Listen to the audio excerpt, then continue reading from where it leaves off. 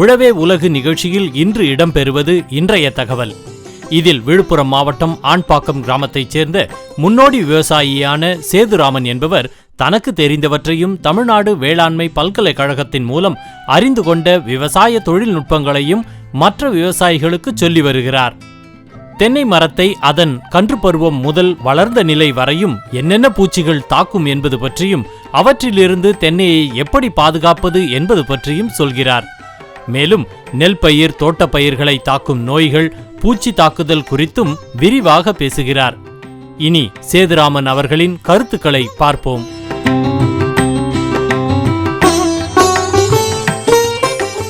வணக்கம். நான் விழுப்புரம் மாவட்டம் வானூர் ஒன்றியம் ஆண்பாக்கம்ன்ற குக்கிராமத்தை சேர்ந்த சேதுராமன்கிற விவசாயி. நபார்டு உழவர் பயிற்சியாளர் திட்டத்தில் 2010-14 இந்த காலகட்டத்தில் தமிழ்நாடு முழுக்க நிறைய விவசாயிகளை தேர்ந்தெடுத்து முன்னோடி விவசாயிகளாக பயிற்சிகள் தமிழ்நாடு வேளாண் பல்கலைக்கழகம் மற்றும் வேளாண் விஞ்ஞானிகள் மூலமாக நிறைய பயிற்சிகள் கொடுக்கப்பட்டது. அந்த திட்டத்தில் பயிற்சி எடுத்த விவசாயிகளில் நானும் ஒருவன். இந்த திட்டத்தோட நோக்கம் என்னன்னு பார்த்தீங்கன்னா, விவசாயிகளுக்கு தேவையான தொழில்நுட்பங்களை பல்கலைக்கழகத்திலேருந்து என்னென்ன தொழில்நுட்பங்கள் அந்த வட்டார விவசாயிகளுக்கு தேவையோ அவங்களுக்கு வழிகாட்டணும். விவசாயிகளுக்கு ஏற்படக்கூடிய சந்தேகங்கள், இடர்பாடுகள், இதுக்கான தீர்வுகள் எங்களுக்கு தெரிஞ்சால் நாங்கள் சொல்லணும். எங்களுக்கு தெரியலன்ற பட்சத்தில் துறை சார்ந்த வல்லுநர்களை அணுகி அவர்கள்ட்ட அந்த விஷயத்தை பற்றி சொல்லி அதுக்கான தீர்வுகளை நாங்கள் விவசாயிகளுக்கு கொடுக்கணுங்க. நான் பார்த்தீங்கன்னா 2010 வேளாண் பல்கலைக்கழகத்தில் நல்ல தொடர்பில் இருக்கிறேன். தமிழ்நாடு வேளாண் பல்கலைக்கழகம் நடத்தக்கூடிய பேச்சுலர் ஆஃப் ஃபார்ம் டெக்னாலஜின்னு சொல்லக்கூடிய தொலைநிலை கல்வி, அதில் இப்போ ஃபைனல் இயர் பண்ணிகிட்ருக்கேங்க. இயற்கை வேளாண்மையில் எனக்கு 20 வருட அனுபவம் உண்டு. துறை ரீதியாக பார்த்தீங்கன்னா இப்போது நான் உயிரியல் ரீதியாகவும் தொழில்நுட்ப ரீதியாகவும் பூச்சி மற்றும் நோய்களை கட்டுப்படுத்தக்கூடிய ஒரு தனியார் அமைப்பில் வேலை பார்த்துட்ருக்கேங்க பாண்டிச்சேரியில். தொழில்நுட்ப ரீதியான பூச்சி மற்றும் நோய் கட்டுப்பாடுன்றது எந்த ஒரு பக்க விளைவுகளோ நச்சுத்தன்மையோ இல்லாமல் பூச்சிகள் மற்றும் நோய்களை கட்டுப்படுத்துவதில் ஒரு பகுதிங்க. உதாரணத்துக்கு எடுத்துக்கிட்டோம்னா, பொறி வச்சு பூச்சிகளை கவர்வது ஒரு முறை. விளக்கு பொறின்றது பொதுவான தொழில்நுட்பம். தாய் அந்து பூச்சியாக மாறி பறக்கக்கூடிய எல்லா பூச்சிகளையும் கவர்ந்து கொள்வதற்கு இந்த தொழில்நுட்பம் பயன்படும். இது இல்லாமல் குறிப்பிட்ட இன பூச்சிகளை மட்டும் கவர்ந்து கொள்வதற்கான தொழில்நுட்பங்களும் இருக்குங்க. உதாரணத்துக்கு பார்த்தீங்கன்னா, தென்னையில் காண்டாமிருக கூன்வண்டுன்னு சொல்லக்கூடிய வண்டு, இது நம்ம தென்னைப்புல்லை வச்சதுலேருந்து அந்த தென்னை மரத்தின் ஆயுள் முடியும் வரை எந்த காலகட்டத்தில் வேணாலும் அந்த தென்னையை பாதிக்கிறதுக்கு வாய்ப்பு இருக்குது. காண்டாமிருக கூன்வண்டு தெரியாத தென்னை விவசாயிகளே இருக்க முடியாதுன்ற அளவுக்கு அநேகமாக எல்லா தென்னை விவசாயிகளுக்கும் ஒரு பாதிப்பை சிறிதளவாவது கொடுத்துருக்கோம். அதற்கு அடுத்தபடியாக சிவப்பு கூன்வண்டு, அந்த கூன்வண்டும் பெரிய அளவில் தாக்கத்தை ஏற்படுத்துங்க. இரண்டையுமே கட்டுப்படுத்துறதுக்கு என்ன பண்ணுவோன்னு பார்த்தீங்கன்னா, இனக்கவர்ச்சி பொறியில் ஒரு லூர்னு சொல்லக்கூடிய பொருள். அந்த லூர்ன்றது என்னன்னு பார்த்தீங்கன்னா, இனப்பெருக்க காலகட்டத்தில் பெண் பூச்சிகள் வெளியிடக்கூடிய வாடை, அதை செயற்கையான முறையில் தயாரித்து அந்த ட்ராப் உள்ள வைக்கிறோம்னு சொன்னால் அந்த ட்ராப் உள்ள அந்த ஆண் பூச்சிகள் வந்து மாட்டிக்கும். அந்த ஆண் பூச்சிகளை நம்ம பிடிச்சி அழிச்சிடுறோன்றதால அடுத்த தலைமுறை உருவாகிறதுக்கு வாய்ப்பே இல்லாமல் போயிடும். இன சேர்க்கை நடக்காததால் அடுத்த தலைமுறை பூச்சிகள் உருவாகாதுங்க. இது பக்கெட் ட்ராப்பு. இதே தொழில்நுட்பம் பார்த்தீங்கன்னா எல்லா வேறு நிறைய பூச்சிகளுக்கும் உண்டு. உதாரணத்துக்கு நெல்லில் வரக்கூடிய குருத்துப்பூச்சி, மஞ்சள் ரெக்கை உடைய குருத்துப்பூச்சி பார்த்திங்கன்னா அதை கட்டுப்படுத்துவதற்கும் பொறி உண்டு, லூர் உண்டு. அது பார்த்திங்கன்னா ஃபனல் ட்ராப்னு சொல்லுவாங்க. நம்ம மண்ணெண்ணெய் ஊற்றுறதுக்கு பயன்படுத்துகிறோம் இல்லையா ஃபனல், அதுலேயே பார்த்திங்கன்னா அடியில் டியூப் ஒரு 1/2 மீட்டர் தூரத்துக்கு வருங்க. அந்த இனக்கவர்ச்சி லூர் அந்த ஃபனலோட மேல் பகுதியில் ஒரு மூடி வச்சு அதுக்குள்ளே மாட்டிடுவோம். அந்த வாடையால் கவரப்படுகிற ஆண் பூச்சிகள் அதில் வந்து மாட்டிக்கிறோம். பொறிகள் வந்து எந்த வகையான பூச்சிகள்ன்றதை பொறுத்து மாறும். அந்த வாடை வரக்கூடிய அந்த லூர்னு சொல்லக்கூடிய பொருள் அந்தந்த பூச்சி இனங்களுக்கும் தனித்தனியாக உண்டுங்க. வேறு என்னென்ன பூச்சிகள் கவர முடியும் இது மாதிரின்னு கேட்டிங்கன்னா, கரும்பில் முதல் 6 மாத காலகட்டத்தில் வரக்கூடிய இளங்குருத்து புழு, அதை சிறப்பாக கட்டுப்படுத்த முடியும். அதற்கு அடுத்தபடியாக 6 மாதத்திற்கு பிற்பாடு அதே கரும்பு பயிரில் வரக்கூடிய தண்டு துளைப்பான், அதையும் கட்டுப்படுத்த முடியும். புஞ்சை விவசாயத்தை பொறுத்த அளவுக்கு மிகப்பெரிய தாக்கத்தை ஏற்படுத்தக்கூடிய பூச்சிகள்னு பார்த்திங்கன்னா, நிச்சயமாக புரோட்டீனியா புழுன்னு விவசாயிகளால் சொல்லப்படுற ஸ்போடாப்டிரா லிட்டூரா மிகப்பெரிய ஒரு தாக்கத்தை ஏற்படுத்தக்கூடியது. அதையும் பார்த்திங்கன்னா நம்ம வந்து அந்த ஃபனல் ட்ராப்பில் வச்சு கவர் பண்ண முடியும். இப்போ 3 வருடமாக மக்காச்சோளம் மற்றும் சோளம் பயிரிடக்கூடிய விவசாயிகளுக்கு மிகப்பெரிய சவாலாகவும் மிகப்பெரிய அச்சுறுத்தலாகவும் இருக்கக்கூடிய ஸ்போடாப்டிரா ஃப்ரூஜிபெட்ரான்னு சொல்லக்கூடிய படைப்புழு, அதையும் நம்ம இது மாதிரி இனக்கவர்ச்சி பொறியில் கட்டுப்படுத்த முடியுங்க. இப்போ நான் சொன்ன இந்த புழுக்களுடைய தாய் அந்த பூச்சிகள் எல்லாமே பார்த்திங்கன்னா ஃபனல் ட்ராப்னு சொல்லக்கூடிய புனல் வடிவ பொறியில் வந்து மாட்டோம். கரும்பில் வைக்க வரக்கூடிய புழுக்களுக்கு அதை கட்டுப்படுத்துவதற்கு என்ன தொழில்நுட்பங்கள் இருக்குதுன்னு பார்த்தீங்கன்னா, அது வந்து நம்ம வாட்டர் ட்ராப்னு சொல்லக்கூடிய தண்ணீர் பொறியும் யூஸ் பண்ணலாம். அதே நேரத்தில் டெல்டா ட்ராப்னு சொல்லக்கூடிய முக்கோண வடிவத்திலான பொறி, அதையும் யூஸ் பண்ணலாங்க. இது இல்லாமல் பார்த்தீங்கன்னா, உளுந்து பயிரில் காய் துளைப்பான் ஒன்று வருங்க. அது பார்த்திங்கன்னா ஹெலிகோவெர்பா ஆர்மிஜிரான்ற விஞ்ஞான பேரில் சொல்லுவாங்க. அதுக்கும் நம்ம டெல்டா ட்ராப் வச்சு அந்த இனக்கவர்ச்சி லூர் ட்ராப் வைக்கிறோம்னு சொன்னால் ஆண் அந்து பூச்சிகள் எல்லாமே கவரப்பட்டு அந்த ட்ராப்பில் வந்து மாட்டிக்கிறதால பெண் பூச்சிகளோட இன சேர்க்கை செய்ய முடியாமல் அடுத்த தலைமுறை உருவாகிறத நம்ம தடுத்துடுறாங்க. இதனால் எந்த விதமான நச்சுத்தன்மையோ பக்க விளைவோ எதுவும் கிடையாது. சுற்றுச்சூழலில் எந்த ஒரு தாக்கமும் கிடையாது. அந்த பூச்சிகள் அந்த ட்ராப்பில் வந்து மாட்டிக்கும் போது அவ்வப்போது பார்த்து நம்ம அந்த ட்ராப்புங்களை சுத்தப்படுத்திக்கணுங்க. உதாரணத்துக்கு ஃபனல் ட்ராப்பில் அதிக அளவுகள் பூச்சிகளில் சேரும்போது ஒரு கட்டத்தில் என்ன ஆகுன்னு பார்த்தா நம்ம கவனிக்காமல் விட்டோம்னு சொன்னால் அங்கே நடமாடக்கூடிய பறவை இனங்கள் அந்த ட்ராப்பில் இருக்கக்கூடிய அந்த டியூப்பை ஓட்ட போட்டு பிளாஸ்டிக் பேப்பர்ன்றதால அது சுலபமாக ஓட்ட போட்டுருங்க. அந்த பூச்சிகளை அதுங்க பிடிச்சி சாப்பிட்ரும். அதால் ட்ராப்பு வச்சதோடு இல்லாமல் அந்த பூச்சிகளை அவ்வப்போது பார்த்து நம்ம சுத்தப்படுத்திக்கணும். காண்டாமிருக கூணுண்டு சிவப்பு கூணுண்டு ரெண்டுக்குமே பார்த்திங்கன்னா மாட்டிக்கிற பூச்சிகள் பயம் காரணமாகவோ அல்லது இறந்து போவதாலோ அல்லது அதனுடைய கழிவுகள் காரணமாகவோ வரக்கூடிய வாடை தெரியக்கூடாது. அந்த காரணத்தால் அன்றைக்கண்டாடம் அந்த ட்ராப்பை நம்ம பார்க்கணும். மாட்டிக்கிற பூச்சிகளை எடுத்து அப்புறப்படுத்திட்டு அந்த ட்ராப்பில் பார்த்திங்கன்னா ஒரு 50 மில்லி தண்ணி, அதில் கொஞ்சமாக சாணி, ஒரு ஸ்பூன் அளவுக்கு சாணி போட்டு கரைச்சி அந்த ட்ராப்பில் இருக்கிற அந்த பூச்சியை அப்புறப்படுத்த பிற்பாடு அந்த ட்ராப்பை கழுவி க்ளீன் பண்ணிட்டு மறுபடியும் புது தண்ணி வைக்கணுங்க. ட்ராப்பை வைக்கிறதோட நம்ம வேலை முடியல, அதை தினமும் கண்காணித்து தேவைப்படும் போது அவ்வப்போது சுத்தப்படுத்துகிற வேலையும் நம்ம கண்டிப்பாக செய்யணும். பூச்சிகளில் பார்த்திங்கன்னா நான் 3 பிரிவுகளாக பிரிக்கலாம். ஒன்று சாறு உரிகிற பூச்சி, இன்னொன்று கடிச்சு திங்கிற பூச்சி வகை, அடுத்தது துளைப்பான்கள். துளைப்பான்கள் வகையில் பார்த்திங்கன்னா கரும்பில் வர துளைப்பான்கள் அவை துளைப்பான் வகையில் வருங்க. அதே மாதிரி கத்திரியில் வரக்கூடிய தண்டு துளைப்பான் மற்றும் காய் துளைப்பான், அதே மாதிரி வெண்டையில் வரக்கூடிய துளைப்பான்கள், இதை கட்டுப்படுத்துறதுக்கும் வாட்டர் ட்ராப்னு சொல்லக்கூடிய தண்ணீர் பொறி அல்லது டெல்டா ட்ராப்னு சொல்லக்கூடிய முக்கோண வடிவ பொறி இதையும் யூஸ் பண்ணலாங்க. தொழில்நுட்பம் எல்லாருமே அதே தொழில்நுட்பம் தாங்க. ஆண் பூச்சிகளை கவரக்கூடிய அந்த இன பெண் பூச்சிகள் இனப்பெருக்க நேரத்தில் எந்த வகையான வாடையை வெளிப்படுத்துமோ அந்த வாடையை தான் நம்ம வைக்கிறோம். பூச்சி இனங்களை பொறுத்து அதற்கான லூர்னு சொல்லக்கூடிய அந்த பொருள் மாறும், அந்த ட்ராப்னு சொல்லக்கூடிய பொறிகள் மாறும், அவ்வளோதாங்க. ஒரு சில விவசாயிகளுக்கு இதை பற்றின புரிதல் ஓரளவுக்கு வந்திருந்தாலும் இன்னும் விரிவான அளவில் புரிதல் வர வேண்டியிருக்கு. ஒரு சில விவசாயிகள் ஒரு அனுமானத்தின் அடிப்படையிலோ சந்தேகத்தில் அடிப்படையிலோ என்ன மாதிரி ஆட்கள்கிட்ட என்ன கேட்பாங்கன்னா, தம்பி நீங்கள் சொல்கிறது கான்செப்ட் நல்லா இருக்குது, அதே நேரத்தில் சுற்றில் இருக்கிற பூச்சி ஃபுல்லாக என் வயலுக்கு வந்துருமான்ற மாதிரி கேட்பாங்க. நிச்சயமாக கிடையாதுங்க. அந்த வாடையை அந்த ஏரியாவில் உணரக்கூடிய பூச்சிகள் வருன்றது உண்மை. ஆனால் அப்படி வரக்கூடிய ஆண் பூச்சிகள் எல்லாத்தையுமே நம்ம அழிச்சிடுறோன்றதால இனச்சேர்க்கைக்கு பெண் பூச்சிகளுக்கு வாய்ப்பு கிடைக்காத காரணத்தால் அந்த இனம் அந்த குறிப்பிட்ட ஏரியாவில் மிகப்பெரிய அளவில் கட்டுப்படுத்தப்படுங்க. முழுமையாக கட்டுப்படுத்தாமல் ஏன் பெருமளவு கட்டுப்படும்னு சொல்கிறேன்னா, நம்ம அப்போதைக்கு கட்டுப்படுத்தினாலும் பின்னால் அடுத்தடுத்த காலகட்டங்களில் அடுத்த பகுதியிலேருந்து வர்றதுக்கு வாய்ப்புகள் இருக்குது. மனிதர்கள் மூலமாகவும் வரலாம், கால்நடைகள் மூலமாகவும் வரலாம், காற்றின் காரணமாகவும் வரலாம். ஏதோ ஒரு வகையில் நமக்கு தெரியாமலே நம்ம உடம்புலையோ மாட்டு உடம்புலையோ ஒட்டிட்டு வர்றதுக்கெலாம் வாய்ப்பு இருக்குது. ஆனால் இந்த இனக்கவர்ச்சி பொறிகள் பயன்படுத்துகிறோம்னு சொன்னால் சுற்றுச்சூழலுக்கு எந்த தீங்கும் கிடையாது, பக்க விளைவுகள் கிடையாது, செலவு மிக குறைவு, எல்லா விவசாயிகளும் பலனடையக்கூடிய மிக எளிமையான அருமையான ஒரு வழிமுறை. இது இல்லாமல் பார்த்திங்கன்னா மலை சார்ந்த பகுதிகள் அல்லது சற்று நல்ல மணல் சார்ந்த பூமிகளில் பார்த்திங்கன்னா ஒயிட் கிரப்னு சொல்லக்கூடிய பூச்சிகள் பெரிய தாக்கத்தை ஏற்படுத்தும். குறிப்பாக இது கிழங்கு வகை பயிர்கள், மணிலா, கரும்பு இது போன்ற பயிர்களில் மிகப்பெரிய தாக்கத்தை ஏற்படுத்தும். அதையும் இதே தொழில்நுட்பம் மூலமாக நம்ம அழிக்க முடியும். இது வந்து எந்த வகையிலுமே எந்த ஒரு சங்கடமும் இல்லாமல் வரும். ஒவ்வொரு இனக்கவர்ச்சி பொறியும் நம்ம அடிபடாமல் வச்சுருக்கோம்னு சொன்னால் பல மாதங்கள் அல்லது சில வருடங்கள் கூட வச்சுருக்கலாங்க. அதில் உள்ளே வைக்கக்கூடிய அந்த லூர்னு சொல்லக்கூடிய பொருள் வரைக்கும் ஒரு மாதத்துக்கு ஒரு தடவை கம்பல்சரியாக நம்ம மாற்றணும். என்ன காரணம்னு பார்த்தீங்கன்னா, ஒரு மாதத்திற்கு பிற்பாடு அந்த வாடையினுடைய வீரியம் குறைஞ்சிருங்க. வீரியம் குறையும் போது பூச்சிகள் வருவதற்கான வாய்ப்புகளும் குறைஞ்சிருவோம். கொடிப்பந்தல் பயிர்களில் போயிட்டிங்கன்னா தர்பூசணி, பூசணி போன்ற அந்த பூசணி குடும்பத்தை சார்ந்த பயிர்கள், அதில் வரக்கூடிய பழையி அல்லது இனிப்பான பழங்களுக்கு வரக்கூடிய பழையிகள் தனி வகை, பாகல், புடலை, பீர்க்கு இது போன்ற கொடி வகை பயிர்கள் அதுக்கான பொறிகள் தனி, அதுக்கான வாடை தரக்கூடிய அந்த லூர் தனிங்க. அடுத்தபடியாக பார்த்தீங்கன்னா மலைத்தோட்ட காய்கறி பயிர்கள், அதுக்கு என்ன இருக்குதுன்னு கேட்டிங்கன்னா டைமண்ட் பேக் மாத்னு சொல்லக்கூடிய வைரமுதுகு அந்துப்பூச்சி. மலைத்தோட்ட பயிரில் குறிப்பாக காலிஃப்ளவர், முட்டைகோஸ் போன்ற பயிர்களை போடுற விவசாயிகளால் மறக்கவே முடியாத அல்லது வாழ்நாளில் மறக்க முடியாத அளவுக்கு ஒரு தாக்கத்தை ஏற்படுத்தக்கூடிய பூச்சி எதுன்னு பார்த்தீங்கன்னா டைமண்ட் பேக் மாத்னு சொல்லக்கூடிய வைரமுதுகு அந்துப்பூச்சி.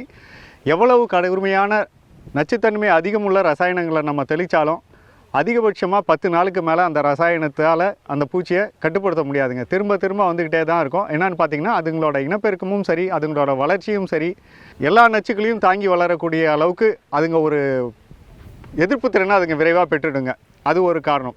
அதுங்களையும் பார்த்திங்கன்னா ரொம்ப எளிமையாக நம்ம கட்டுப்படுத்த முடியும். மஞ்சள் வண்ண ஒட்டும் பொறிகள் வைக்கிறோம்னு சொன்னால் மிகச்சிறந்த முறையில் அதை கட்டுப்படுத்தலாம். அது இல்லாமல் இந்த டைமண்ட் பேக் மாத் பூச்சிக்கும் பார்த்திங்கன்னா இனக்கவர்ச்சி பொறிகள் உண்டு.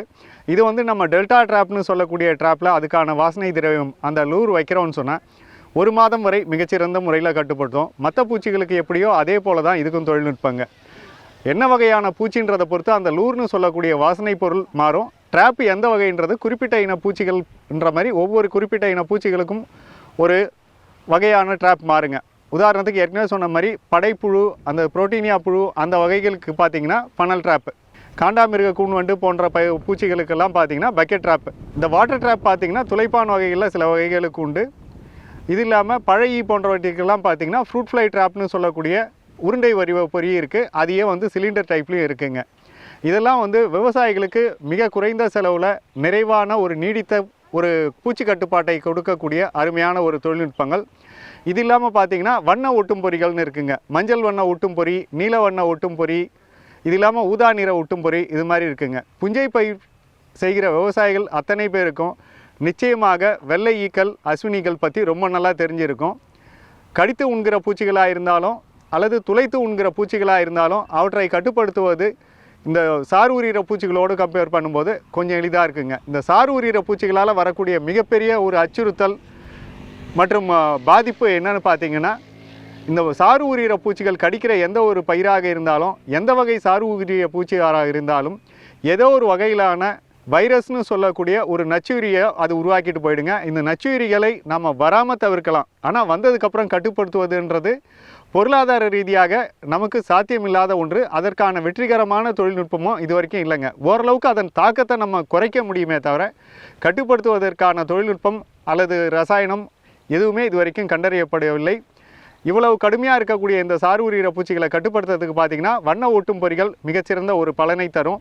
அதுலேயும் மஞ்சள் வண்ண ஒட்டும் பொறி பார்த்திங்கன்னா வெள்ளை ஈ மற்றும் அஸ்வினி, ஏன்னா புஞ்சை பயிர்களில் மிகப்பெரிய அளவில் தாக்கத்தை ஏற்படுத்தக்கூடிய சாறு உரிகிற பூச்சிகள்னு பார்த்திங்கன்னா இதுங்க 2 தாங்க மிகப்பெரிய அளவில் தாக்கத்தும். இன்னும் நிறைய இருக்குது. ஆனாலும் மிக அதிக அளவில் பல்கி பெருகி விவசாயிகளுக்கு பெரிய அளவில் நஷ்டத்தை ஏற்படுத்துறது எந்த பூச்சிகள் வகைகள்னு பார்த்திங்கன்னா நிச்சயமாக புஞ்சை பயிரிடுகிற, குறிப்பாக காய்கறி பயிர் போடுகிற அனைத்து விவசாயிகளுக்கும் நிச்சயமாக அந்த பூச்சிகள் தெரிஞ்சிருக்கும். அதுங்களை இந்த முறையில் சிறப்பாக கட்டுப்படுத்த முடியும். இது இல்லாமல் உயிரியல் ரீதியான கட்டுப்பாடுன்னு போகிறோன்னு சொன்னீங்கன்னா, அந்த உயிரியல் ரீதியான கட்டுப்பாடு என்னன்னு பார்த்தீங்கன்னா, சாறு உரிகிற பூச்சி வகைகள்லாம் பார்த்திங்கன்னா வெர்டிசிலியம் லக்கானின்னு சொல்லக்கூடிய ஒரு நுண்ணுயிர்.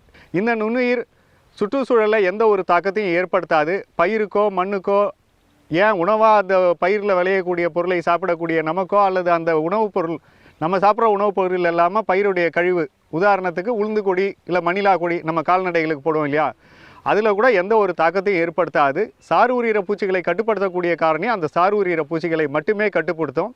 அதே மாதிரி கடித்து உண்கிற பூச்சிகள், உதாரணத்துக்கு ஸ்போடாப்டிரா லிட்டுரா, அவற்றை கட்டுப்படுத்தணும்னு பார்த்தீங்கன்னா அதற்கு வந்து பெவேரியா பேசியானா என்று சொல்லக்கூடிய ஒரு நுண்ணுயிர் இருக்குங்க. அது வந்து கடித்து உண்கிற பூச்சி இனங்களை கட்டுப்படுத்துமே தவிர மற்ற வகை பூச்சிகளை ஒன்றும் செய்யாது. அதே போல் மெட்டாரைசியம் அனிசோப்ளைன்னு சொல்லக்கூடிய நுண்ணுயிர், இந்த மெட்டாரைசியம் அனிசோப்ளையானது என்ன பண்ணணும்னு பார்த்தீங்கன்னா துளைப்பான் வகையிலான பூச்சிகள், துளைப்பான் வகையில் உதாரணத்துக்கு உங்களுக்கு சொல்லணும்னா வாழையில் வரக்கூடிய தண்டு கூன்வண்டு, கிழங்கு கூன்வண்டு, இது போன்ற துளைப்பான் வகை வண்டு இனங்களை மட்டுமே கட்டுப்படுத்தக்கூடியது. இவற்றையெல்லாம் பயன்படுத்துவதால் சுற்றுச்சூழலிலோ மண்ணிலோ பயிரிலோ மனிதர்களுக்கோ கால்நடைகளுக்கோ பறவைகளுக்கோ எந்த விதத்திலையும் தாக்கத்தையும் ஏற்படுத்தாதுங்க. ஆனாலும் இதில் ஒரு சிறிய பின்னடைவு என்னன்னு பார்த்தீங்கன்னா, இந்த நுண்ணுயிரியல் ரீதியான பூச்சி கட்டுப்பாட்டு காரணிகளை நம்ம பயன்படுத்தும் போது அங்கே நிலவக்கூடிய வெப்பநிலையானது தாங்க இதை தீர்மானிக்கும். ஒரு குளிர்ச்சியான சீதோஷ்ண நிலையில் இந்த நுண்ணுயிர்கள் சிறப்பாக வேலை செய்யும். அதுவே சற்று வெப்பம் அதிகரிக்கும் போது என்னன்னு பார்த்தீங்கன்னா, வெப்பம் அதிகரிக்க இந்த நுண்ணுயிர்களுடைய செயல்பாடு குறைய ஆரம்பிக்கும். நல்ல வெப்பம் இருக்கக்கூடிய காலகட்டங்களில் இந்த நுண்ணுயிர்களுடைய செயல்பாடு அவ்வளவு சாதகமாக இருப்பதற்கான வாய்ப்புகள் குறைவு. மழைக்காலம் பனிக்காலம் போன்ற குளிர்ந்த சீதோஷ்ண நிலை நிலவக்கூடிய காலகட்டங்களில் இந்த நுண்ணுயிர்களுடைய வளர்ச்சி, அவற்றினுடைய இனப்பெருக்கம், அவை அந்த பூச்சி இனங்களை கட்டுப்படுத்துகிற விகிதாச்சாரம் இதெல்லாம் பார்த்திங்கன்னா ரொம்ப சிறப்பாக இருக்குங்க. இது இல்லாமல் பார்த்திங்கன்னா மலைப்பிராந்திய பயிர்களில் மிகப்பெரிய தாக்கத்தை ஏற்படுத்தக்கூடிய இன்னொரு பூச்சி, இது கண்ணுக்கு தெரியாத பூச்சிங்க, நூற்புழுன்னு சொல்லுவாங்க. நூற்புழுவினுடைய தாக்கத்தை இருக்கக்கூடிய வயல்களில் பார்த்திங்கன்னா பயிர்கள் வளர்ச்சி குறைவாக காணப்படும். மண் நல்ல வளமான மண்ணாக இருந்தாலும் அந்த மண்கண்டத்தில் நூற்புழுக்கள் இருந்ததுன்னு சொன்னால் வேர் வழியாக அவர்கள் அந்த நிலத்தில் வைக்கக்கூடிய பயிர்கள் என்னென்ன காய்கறி பயிர் அல்லது தானிய பயிர் வைக்கிறோமோ மிக பெரும்பாலான பயிர்களில் இந்த நூற்புழுவோட தாக்கம் வருவதற்கு வாய்ப்பு இருக்குங்க. இந்த நூற்புழுக்கள் என்ன மாதிரியாக அதுங்களோட உணவை உட்கொள்ளுன்னு பார்த்தீங்கன்னா, அந்த பயிர்களோட வேருக்குள்ளே நுழைஞ்சிட்டு வேருக்கு உள்ளேயே உட்கார்ந்து சாப்பிட்ற நூற்புழுக்களும் இருக்குது, வேருக்கு உள்ள பாதி வேருக்கு வெளியில் பாதின்னு அவ்வப்போது மாறி வந்து சாப்பிடக்கூடிய பூச்சிகளும் இருக்குது. இவற்றை கட்டுப்படுத்துவதுன்றது ரசாயன ரீதியாக போகும்போது நம்ம மிகப்பெரிய அளவில் தாக்கத்தை சந்திக்க வேண்டியிருக்கும். ஏன்னா கடுமையான ரசாயன நஞ்சுகளை நம்ம பயன்படுத்த வேண்டிய ஒரு நிர்பந்தத்திற்கு ஆளாகும். ஆனால் அப்படி செய்யும்போது அந்த மண்ணில் வரக்கூடிய அந்த நச்சுத்தன்மையானது பல ஆண்டுகள் நீடித்து அந்த சுற்றுச்சூழலையும் பாதித்து அங்கே விளையக்கூடிய விளைபொருட்களையும் பாதிக்க வாய்ப்பு இருக்குது. அதே நேரத்தில் இதை நம்ம உயிரியல் ரீதியாக கட்டுப்படுத்தணும்னு சொன்னால் பொக்கோமியான்னு சொல்லக்கூடிய ஒரு நுண்ணுயிர் அது தாராளமாக யூஸ் பண்ணலாங்க. இது இல்லாமல் பேசிலோமைசஸ் லிலாசினஸ்னு சொல்லக்கூடிய ஒரு நுண்ணுயிர், இதுவும் ஒரு நல்ல கட்டுப்பாட்டை கொடுக்கும்.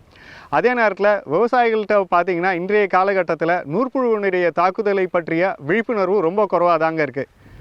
இது நூற்புழு தாக்குதல் ஒரு வயலில் இருக்குதுன்னு நம்ம எப்படி கண்டுபிடிக்கிறதுன்னு பார்த்திங்கன்னா, எல்லா இடங்கள்லையும் வயல் சராசரியாக நல்ல நிலையில் ஒரு பயிர் வளர்ச்சி நிலையில் இருந்தாலும் குறிப்பிட்ட ஒரு சில பகுதிகளில் மட்டும் பார்த்திங்கன்னா எப்படி கலர் ஊவர் நிலங்களில் அந்த கலர் ஊவர் அதிகமாக இருக்கக்கூடிய இடங்களில் வளர்ச்சி குறைவாக இருக்கும், அதே மாதிரி நல்லா இருக்கக்கூடிய பூமியில் கூட ஒரு குறிப்பிட்ட ஒரு சில இடங்கள் பார்த்திங்கன்னா 1 மீட்டர் அகலத்திற்கோ 2 மீட்டர் அகலத்திற்கோ அது மாதிரி சிறிய பேச்சஸாக அந்த பகுதிகளில் மட்டும் வளர்ச்சி குறைவாக இருக்கும். அது என்ன காரணம்னு பார்த்தீங்கன்னா இந்த நூற்புழுவுடைய தாக்குதலாக தாங்க இருக்கும்.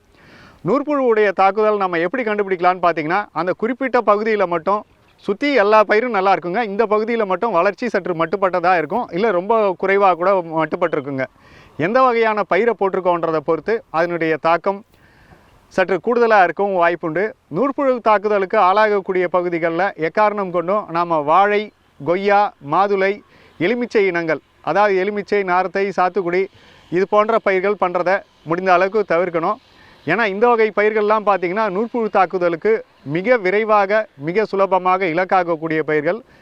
அதுக்காக வேறு என்ன கட்டுப்பாட்டு முறைகள் இருக்குதுன்னு பார்த்திங்கன்னா, இந்த வகை நுண்ணுயிர்கள் அது என்ன வகையான நூற்புழுன்றதை தகுந்த வல்லுநர் அங்கே இருக்கக்கூடிய தமிழ்நாடு வேளாண் பல்கலைக்கழக நூற்புழுவியல் துறை விஞ்ஞானி அணுகி அவங்கள்ட்ட கேட்டிங்கன்னா உங்களுக்கு என்ன செய்யணுன்ற வழிமுறைகள் செய்வாங்க. சில பரிசோதனைகளை அவங்க செஞ்சு உங்களுக்கான ரிசல்ட்டை சொல்லுவாங்க. அவங்களே வந்து உங்களுக்கான பரிந்துரையும் கொடுப்பாங்க, அந்த நூற்புழுக்களை எப்படி கட்டுப்படுத்தணும், அதில் நம்ம என்ன செய்யணும் என்ன செய்யக்கூடாது எல்லா பரிந்துரையும் கொடுத்துருப்பாங்க.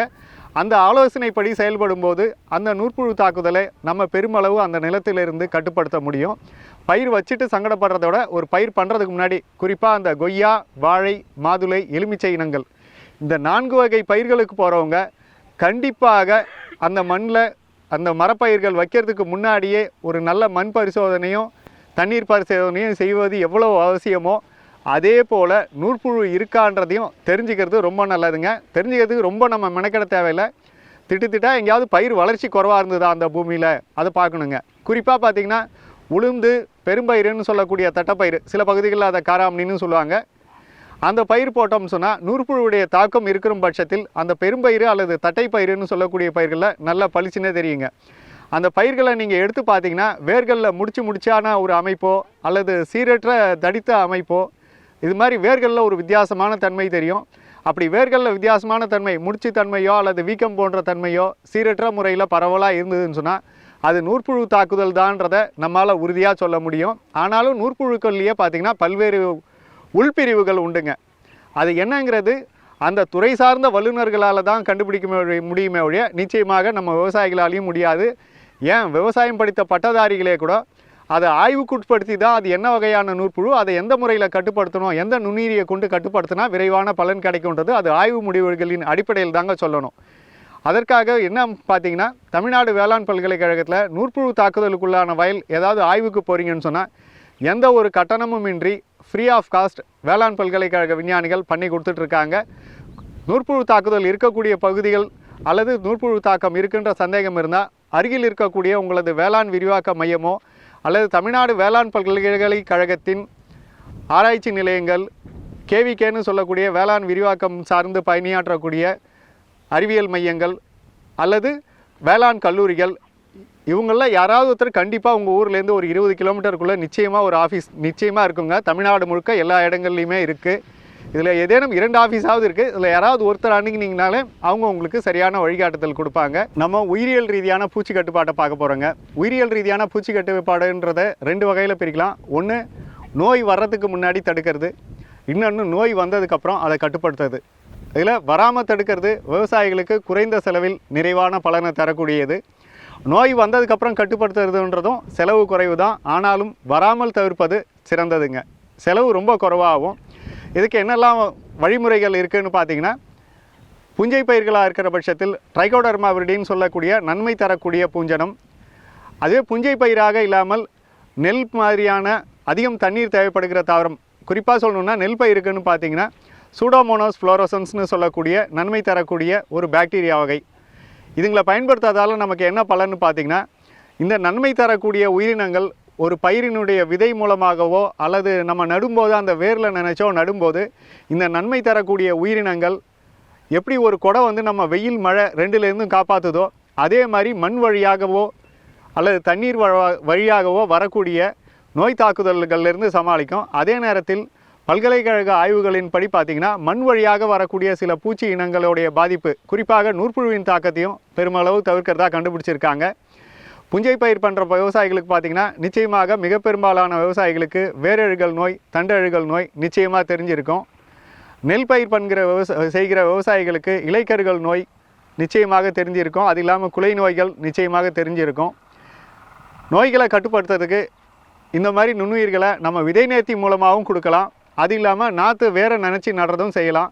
இது இல்லாமல் வராமல் தவிர்ப்பதற்கு என்னென்னு பார்த்தீங்கன்னா, இப்போ நம்ம மழை காலத்தில் இருக்கோம்.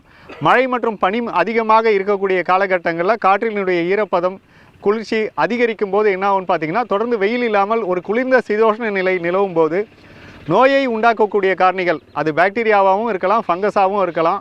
பயிரை பொறுத்து அப்போதைய சூழ்நிலை அங்கே எந்த மாதிரியான நுண்ணுயிருக்கு சாதகமாக இருக்கோ அந்த நுண்ணுயிர் பல்கி பெருகுங்க.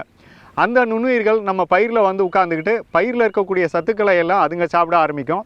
இதை வராமல் தடுக்கிறதுக்கு நெல்லாக இருந்தால் சூடோமோனாஸும், புஞ்சை பயிர்களாக இருந்தால் ட்ரைகோடர்மா விரிடியும் பயன்படுத்தலாம். அதே நேரத்தில் சூடோமோனாஸை பொறுத்த அளவுக்கு பொதுவாக எல்லா பயிர்களுக்குமே தாராளமாக நம்ம பயன்படுத்தலாங்க.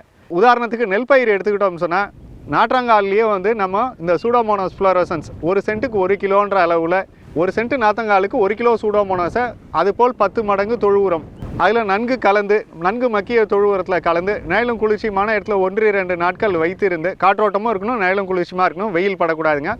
அது மாதிரி வச்சிருந்து போடுறோம்னு சொன்னால் அந்த நன்மை தரக்கூடிய நுண்ணுயிர் அந்த நெல்லில் வேர்பகுதியில் போய் உட்காந்துடும். வேர்பகுதியில் உட்கார்றது பல்கி பெருகி அங்கு வரக்கூடிய தீமை செய்கிற பூச்சி இனங்கள் அல்லது தீமை செய்யக்கூடிய நோய் கிருமிகள் எதுவுமே அந்த நெல்லுக்கு நுழையாமல் பார்த்துருங்க. சப்போஸ் நம்ம நடவு நட்டுட்டோம், அப்போ நமக்கு இந்த விஷயம் தெரியலைன்னு சொன்னால், நடவு நட்ட பிற்பாடு அந்த நோய் தாக்குதல் அறிகுறி வரக்கூடிய வாய்ப்பு இருக்கிறது தெரிய வரும்போது லிட்டர் தண்ணீருக்கு சூடோமோனாஸ் திரவ நிலையிலையும் கிடைக்குது, பவுடர் நிலையிலையும் கொடுக்குது. அந்த தரத்தை பொறுத்து நீங்கள் தண்ணீரில் அது எவ்வளோ கலக்கணுன்ற அளவுகள் சற்று மாறுபடுங்க. மாலிக்யூல் எண்ணிக்கை, அந்த நுண்ணுயிரினுடைய அடர்த்தி எவ்வளோ இருக்குன்றதை பொறுத்து மாறுபடும். அது ஸ்ப்ரேவாக பண்ணலாம். ஸ்ப்ரே பண்ணுறது பார்த்திங்கன்னா அநேகமாக நம்ம ஸ்ப்ரே பண்ணக்கூடிய எல்லா பயிர்களுக்குமே பண்ண முடியுங்க. நெல்லாக இருந்தாலும் சரி, கொடிப்பந்தல் பயிராக இருந்தாலும் சரி, அல்லது செடி காய்கறி பயிர்களாக இருந்தாலும் சரி, இது மாதிரி கொடுக்கலாங்க. ஒருவேளை மரப்பயிர்களுக்கு கொடுக்கணுன்ற வந்தால், உதாரணத்துக்கு தென்னை, வாழை இது மாதிரியான மரப்பயிர்களுக்கு கொடுக்க வேண்டி வந்தால் வேறு வழியாக கொடுக்கலாம். வாழையை பொறுத்தளவுக்கு மேலேயே கூட ஸ்ப்ரே பண்ணிக்கலாங்க. இதால் விவசாயிக்கு என்ன பலன்னு கேட்டிங்கன்னா, ஒரு நோய் வந்ததுன்னு சொன்னால் அந்த பயிரில் இருக்கக்கூடிய ஆரோக்கியம் குறையிறது மட்டும் இல்லாமல் அந்த பயிரினுடைய ஊட்டத்தை நம்ம அந்த கிருமியை சாப்பிட விடுறோம்னு சொன்னால் அது மகசூல் பெரிய அளவில் பாதிக்கும். உதாரணத்துக்கு நெல்லில் குலை நோயெல்லாம் வந்துடுது அப்படின்னு சொன்னால் மகசூலில் மிகப்பெரிய இழப்பை சந்திக்கிறதுக்கெல்லாம் நிறைய வாய்ப்புகள் இருக்குங்க. ஆனால் நோய் வரும்போதோ அல்லது வருவதற்கு முன்னதாகவோ நம்ம சூடோமோனாஸ் கொடுத்துட்றோம்னா எப்படி நம்மளை கொடை வந்து மழை மற்றும் வெயிலேருந்து காப்பாற்றுதோ அது மாதிரி அந்த நோயிலேருந்து, பூச்சியிலேருந்து, மகசூல் இழப்பிலேருந்து இந்த 3 நஷ்டங்களையும் விவசாயிகள் சந்திக்காமல் அந்த நுண்ணுயிர் நம்மளை காப்பாற்றி விடுங்க.